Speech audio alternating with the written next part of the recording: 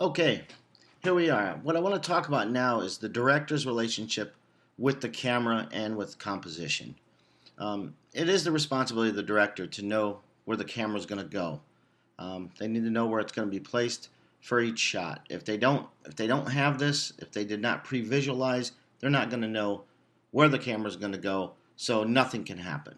I mean, you can have people painting the sets, you can have people doing odd things around, but no work can really actually get done until the director knows. And there's some directors out there that like to say they don't shoot with camera setups and they don't do much pre-planning. They just go and they feel it. Well, if you got a boatload of money and you got a lot of time and you're probably doing your own independent, you can do that, but you need to be prepared. And you need to know where that camera is going to go and why it's going to go there. And a good point is when you're working with your DP, work with them at least or her a week in advance and go through every single shot because you don't want to miss out on their talent. I've worked with so many DPs that I thought I had this great shot and it meant so much. There was so much psychology. Whatever the character was feeling, this was going to help it. And I'd have DPs say, what if we just did a little push here, or maybe if we kicked a little light over here, and boy, it would come out a lot better than I ever thought. So when you do hire that DP, if you're going to do it that way, make sure you listen.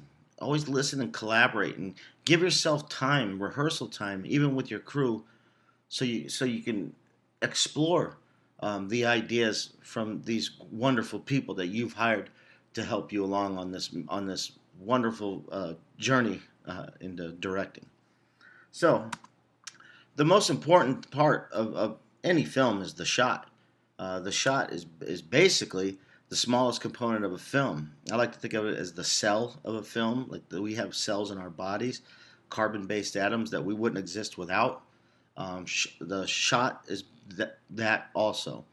It might be the smallest, but it's the most important.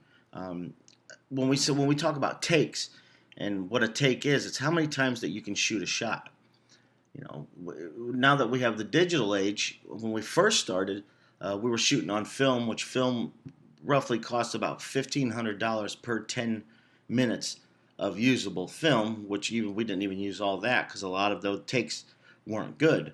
So we'd have like a 1-to-3, 1-to-5 shot to take ratio, which meant we could shoot 3 to 5 times, and then we had to move on because we were going to be over budget because we couldn't afford it. Well, with the digital technology and how good it is today, it's great for actors, I think, because as an actor, I love it. I can do either one great take, and if I don't get it, then at least I can play with it. We can have 10 takes if we need to. I don't really like to go over that, but at least we have more flexibility, and we're not bound up by budget because digital space or storage is a lot cheaper than celluloid. Okay, remember this. It's pretty simple, but take it into the context. The shot makes up scenes. Okay, scenes make up a sequence. A sequence is basically a chapter within a plot point. So we might have an opening. There's a chase. And that would be one sequence. The next sequence would be a whole bunch of scenes that are made up of shots that are about the cops trying to find who that was. And then that'll bring us up to a plot point. So sequences make up plot points, and plot points makes up acts, and acts make up total story. We'll talk about this when we talk about the 3-act paradigm. Components of a shot. Because a shot is the most important, there's many attributes of it. And I'm going to talk about 2 of these 3 right now. One of the attributes of a shot is physical action versus reaction. Now what this means is for every physical action, we should have an emotional reaction that follows it. It doesn't have to be all the time, but it's a good practice to start getting into because it needs to complement each other. So if we got physicality, somebody needs to be reacting to it, or the person doing something physical needs to react to it also. For every action, there is a reaction. Emotional action versus reaction. we do something emotionally, and usually we cry, our hands move, our lips tremble.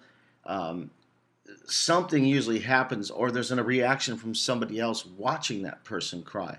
That's why I want you to be clear and understand that, because every time something happens, there needs to be an opposite reaction also happening, and that makes for good films, complementing action with emotion.